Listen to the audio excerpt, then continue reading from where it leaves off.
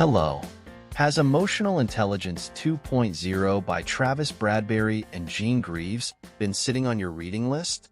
Pick up the key ideas in the book with this insightful summary. Hey everyone, and welcome to Money Talks Finance for All, the podcast where we explore tools and strategies to help you thrive in every aspect of your life, including your finances, career, and personal growth. I'm your host, Alex, and today, we're diving into a topic that's just as important as your credit score or investment portfolio: emotional intelligence.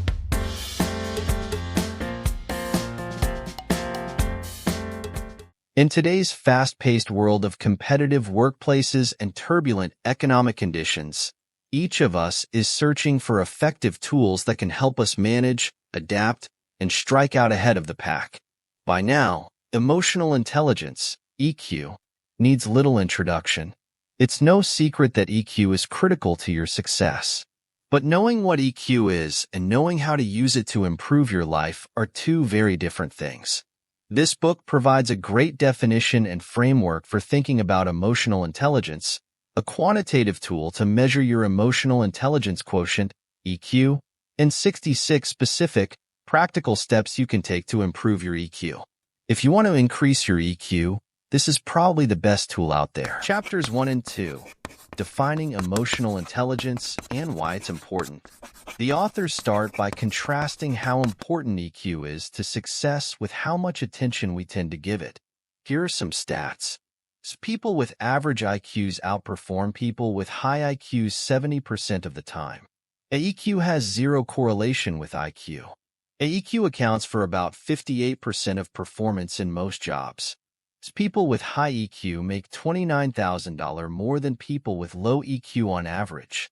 EQ point increases are highly correlated with salary, $1,300 increase per point. Unlike IQ, you can substantially increase your EQ with effort.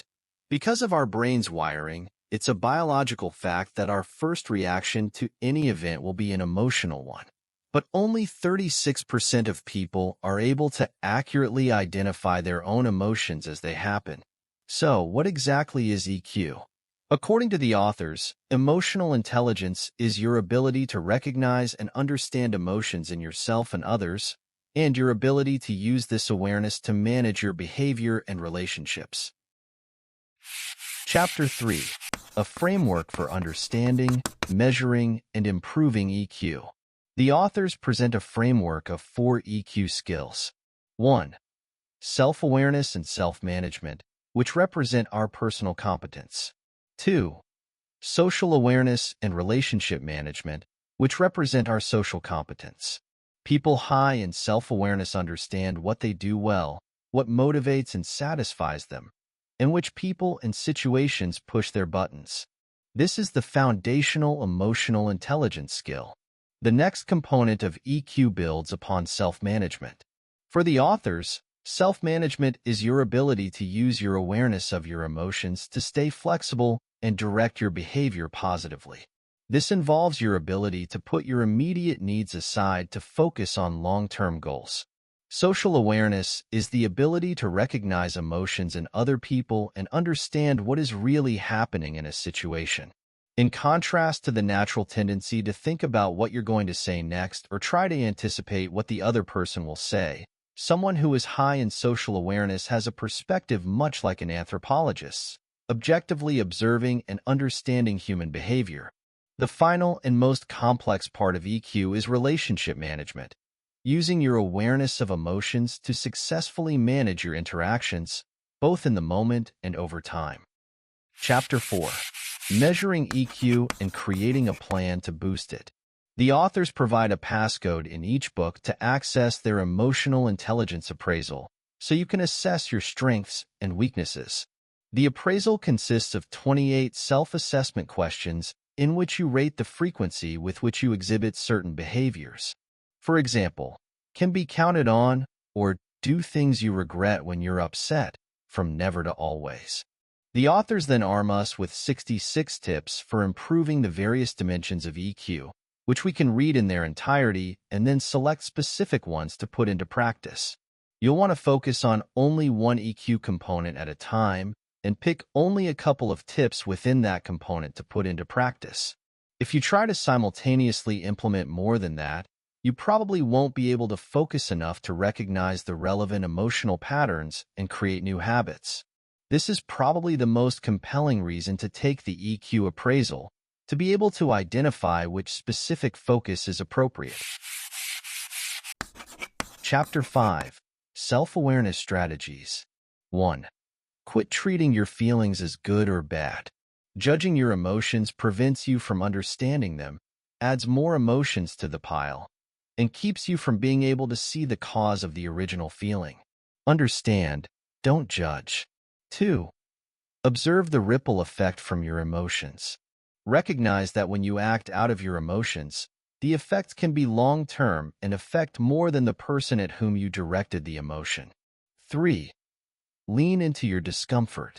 We tend to try to ignore or minimize unpleasant emotions, but this prevents us from understanding those emotions. 4. Feel your emotions physically. Learn to spot the physical changes that come with your different emotions, and you'll be able to better understand what you're feeling. 5. Know who and what pushes your buttons. This needs to be specific. Identify the exact people, situations, and environments that trigger your emotions by rubbing you the wrong way, and make a list. This will then allow you to determine the source of your reaction to these things. 6. Watch yourself like a hawk. Develop a more objective understanding of your behavior by taking notice of your emotions and behaviors as the situation unfolds. 7. Keep a journal about your emotions. Because emotions are such an intangible subject, you'll need to write things down to understand them better, identify patterns, and track progress. It will also later help you remember your tendencies in the moment. 8. Don't be fooled by a bad mood. A bad mood can overshadow all your emotions, so you need to recognize when it's the emotional state that's affecting you rather than an individual emotion. Go through the same process to identify what caused the mood. 9. Don't be fooled by a good mood either. You should also seek to understand why your good moods happen, both for the sake of understanding your emotions better and to avoid harm that can come from a good mood, irrational exuberance, for example. 10. Stop and ask yourself why you do the things you do. Your emotions will alert you to things you never would know otherwise. 11. Visit your values. Contrasting your values with the way your emotions compel you to act is a helpful exercise to increase your self-awareness. Take a piece of paper and write down your values in one column and anything you've done recently that you're not proud of in a second column. The authors suggest doing this somewhere between daily and monthly to keep it in your mind before you react in a way you'd regret. 12. Check yourself. Your physical appearance always gives good clues about how you feel. Observe your facial expressions, body language, clothes, etc. 13. Spot your emotions in books, movies, and music. Art that you identify with can offer further clues about your emotions. Consider which of these things grabs your attention and ask yourself why. 14. Seek feedback. Because your understanding of your emotions is limited by your one perspective, getting feedback from others is invaluable. Ask others for specific examples and look for similarities in different people's answers. 15. Get to know yourself under stress. Learn to recognize your personal physiological and emotional first signs of stress, and take the time to rest or recharge before that stress piles up. Hey, if you're finding this episode helpful, do me a quick favor. Hit that like button and subscribe to the channel. By subscribing, you'll never miss an episode of Money Talks Finance for All, where we break down the tools and strategies you need to thrive in every area of your life. Also, drop a comment below and let me know which of these EQ strategies are you most excited to try. Your feedback helps me create more content that's tailored to what you need. Thanks for watching, and let's keep building a community of financially savvy, emotionally intelligent go-getters. Chapter 6. Self-Management Strategies. 1. Breathe right. Oxygen goes first to your body's vital functions, then to complex functions that help you stay calm. Learning correct breathing techniques and consciously focusing on it when you're stressed is simple and often repeated advice, but it is crucial. 2. Create an emotion versus reason list. Make a habit of creating a list whenever your emotions and reasoning are in conflict, with your emotions on one side and rational reasons on the other. Use the list to identify which emotions aren't valid considerations and which ones offer important cues that your reason may have missed. 3. Make your goals public. Because most of self-management is a matter of motivation, by making your goals public, you can harness the motivation of the expectations of others. Share the right goals with the right people who will keep you accountable for each one. 4. Count to 10.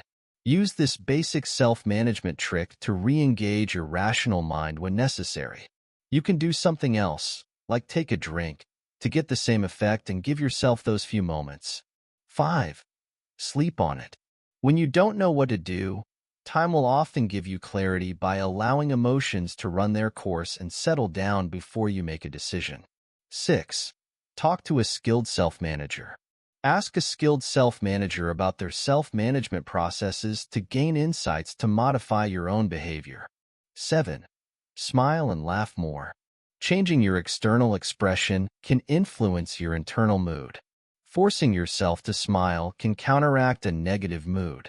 8. Set aside some time in your day for problem solving.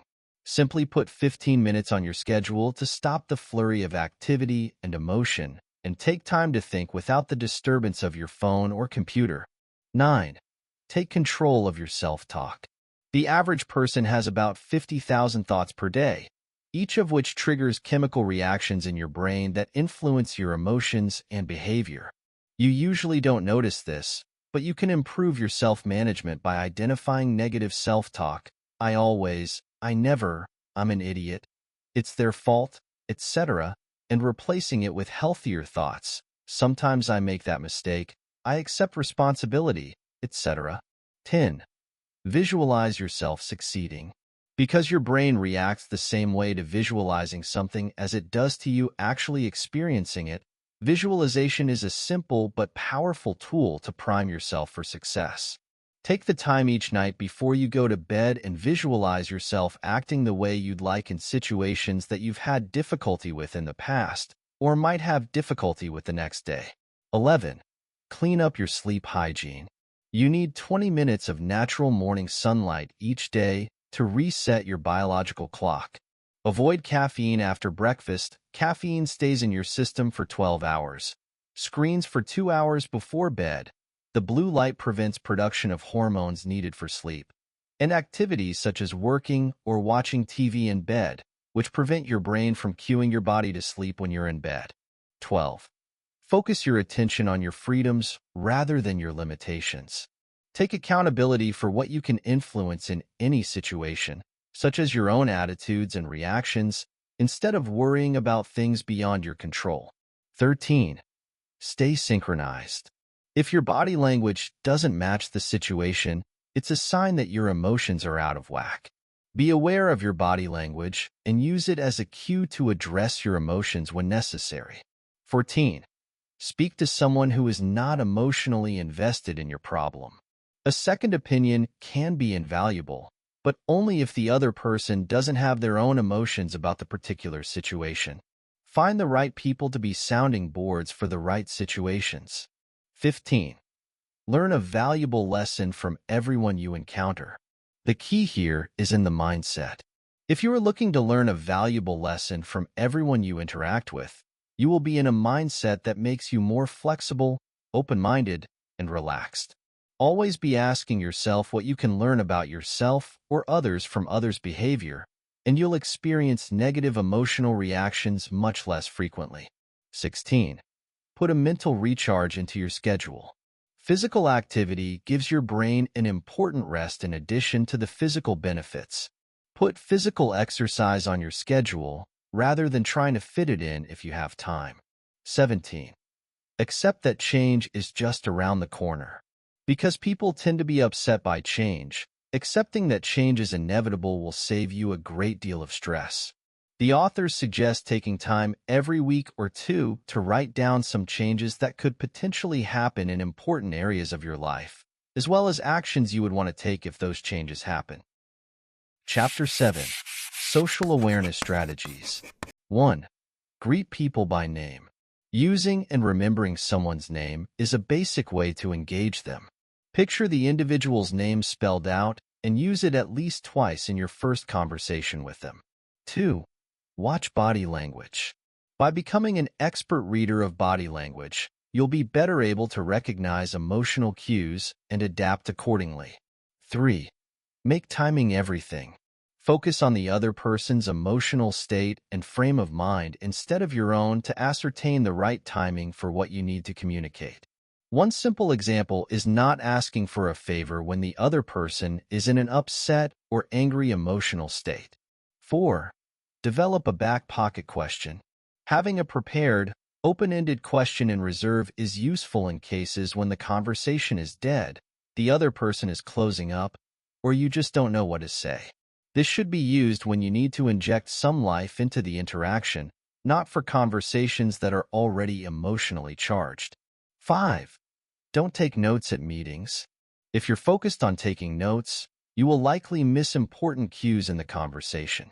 Most communication happens non-verbally, so whenever possible, you should focus on the individuals, not your notes.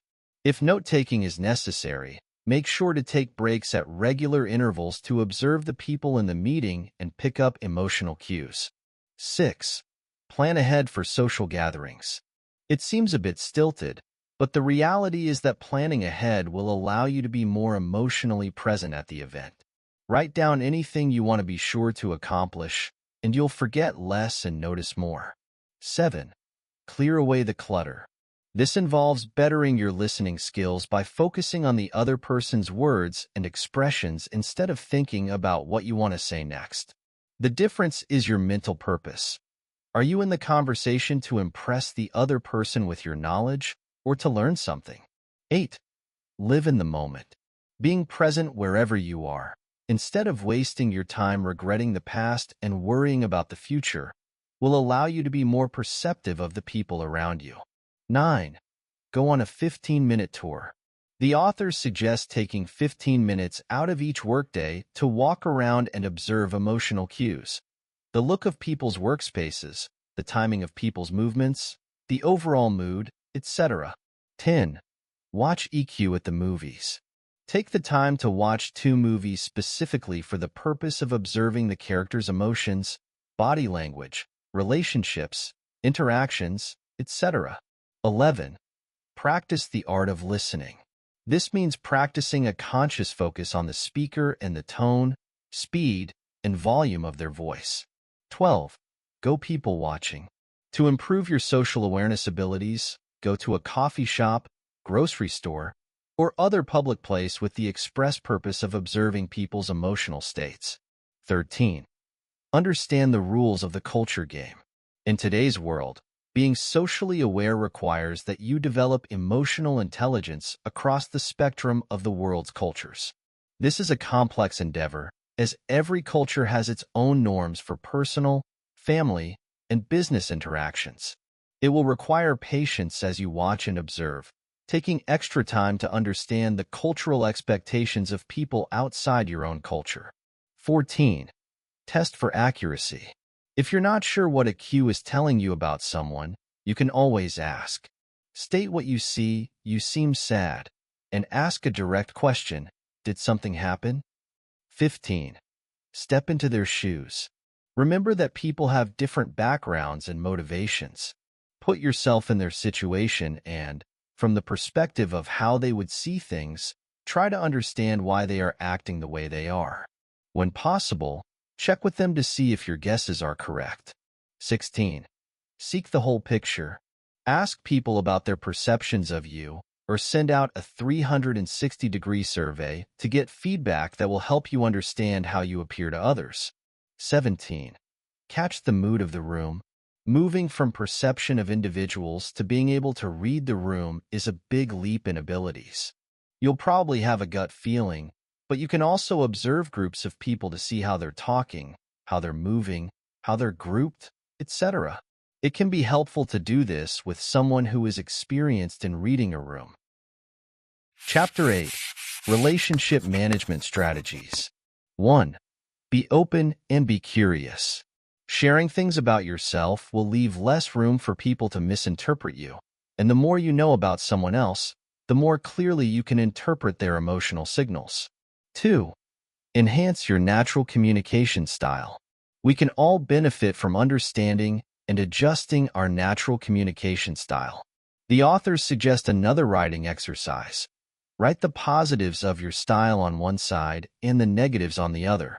Ask friends or family to help you define the ups and downs, and pick a few of each to emphasize or to work on. 3. Avoid giving mixed signals. It's possible to be saying something that's on your mind while simultaneously exhibiting body language that shows a different emotion that is still lingering from a completely separate situation or conversation. Stay aware of your emotions to make sure that your body and voice match your words.